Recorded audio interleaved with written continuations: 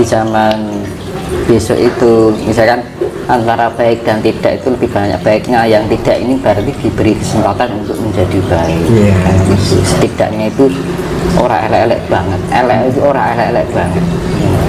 Aku nggak sabar sebenarnya pengen lihat pergantian 2024 itu kira-kira apa yang akan penting terjadi. itu kita persiapkan dulu biasa seperti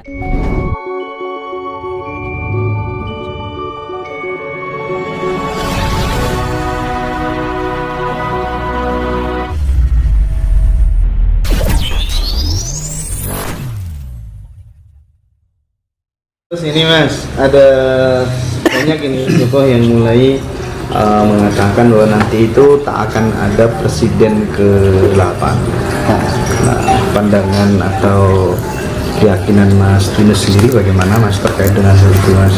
ya perubahan alam. Perubahan tatanan kehidupan kan? Lanjut aja. Kalau yang namanya perubahan alam pasti pemerintah berkafir, bang bubar, Iya Mas ya. kantornya rambut habis, ya personelnya apa masih ada. Yang melanjutkan ya orang yang kan ada saatnya alam semesta ini menyisihkan lawan, menyisakan yang bertahan.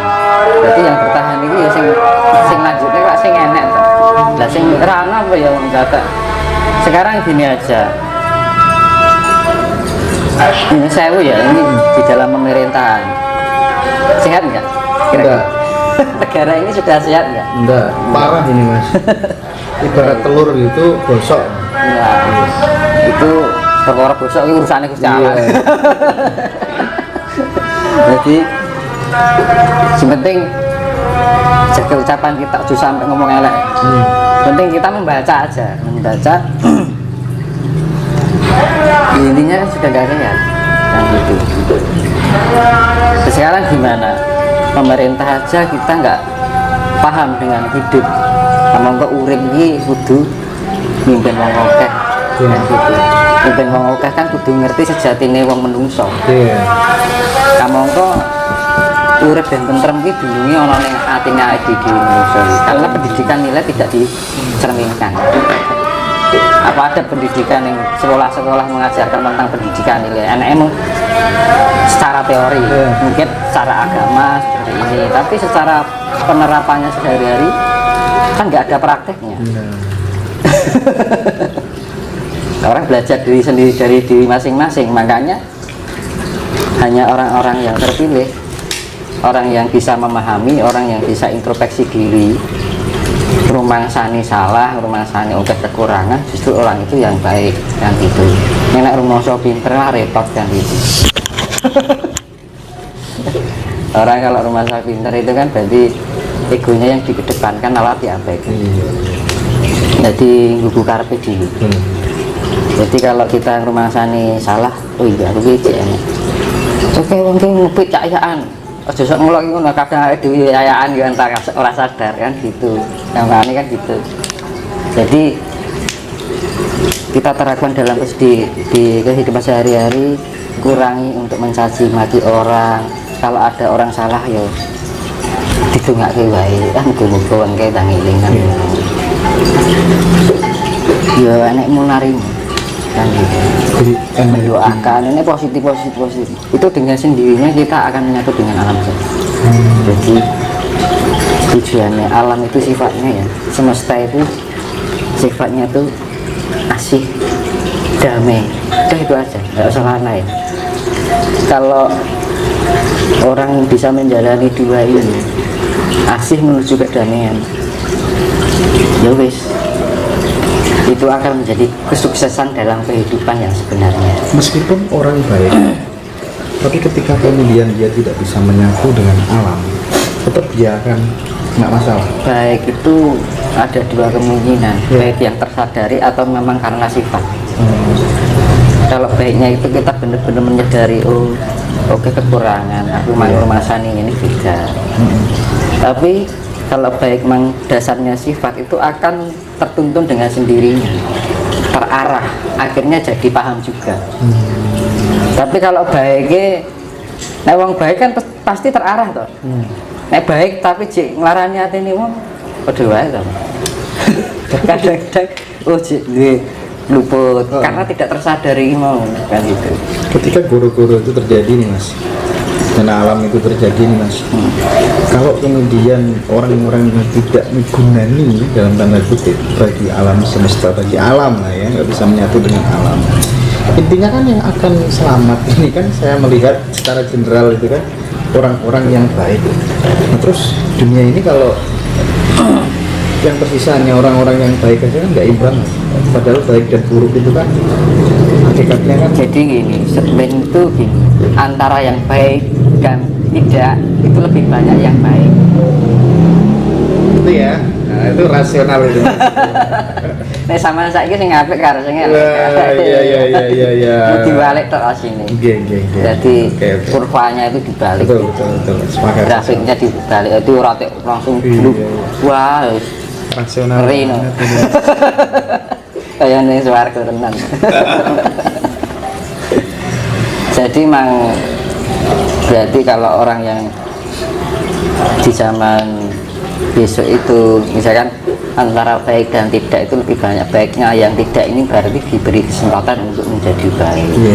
Setidaknya itu orang elek-elek banget, elek itu orang elek-elek banget. Aku nggak sabar sebenarnya pengen lihat pergantian 2024 tuh kira-kira apa Yang yang akan penting terjadi. itu kita persiapkan dulu. Biasa seperti yang saya tanyakan, kita lakukan kewajiban terlebih dahulu daripada kita mengharapkan hak. Siap. Nah itu kalau kita mengharapkan hak, kalau kita nggak bisa menjalani kewajiban, yo nek kelakon selamat, nek ora kan gitu. Harapan hanya sia-sia toh, hanya sebatas apa lisan kan gitu. Nah makanya kan caranya ben iso. Ya aku ngelakuin itu minta apik, berbuat kebaikan, ya toh enek pangroso, terus ninggalin ibu-ibu kayak kok misalnya ya, nah itu rasa, terus enek alam. Misalkan ada teman saya itu dia pun bikin bibit, jadi bibit tanaman itu ya dia bikin sendiri, sudah besar ditaruh di tempat-tempat itu dan nanti jadi pohon rindang. Itu bukti rasa cintanya pada alam semesta. Saya bumi tidak di sini tidak di penak. Apa pernah ngerti karo bumi kan gitu, Wujud konkretnya Nah, kasih terhadap alam. Tapi saya teringat ini cerita tentang Romo Barada itu mas, yang katanya utangnya sampai 500 juta dan kemudian izin sama Bunda Ratu melukis Bunda Ratu. Itu ceritanya gimana ya mas? Coba mas.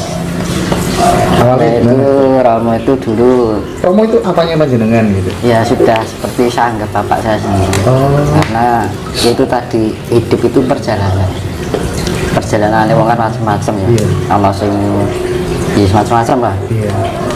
Dulu itu pengusaha batik di Bali.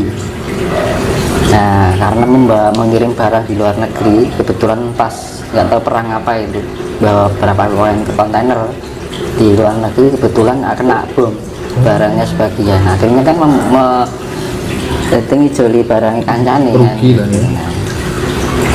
Ya akhirnya dia terus lari ke Jawa.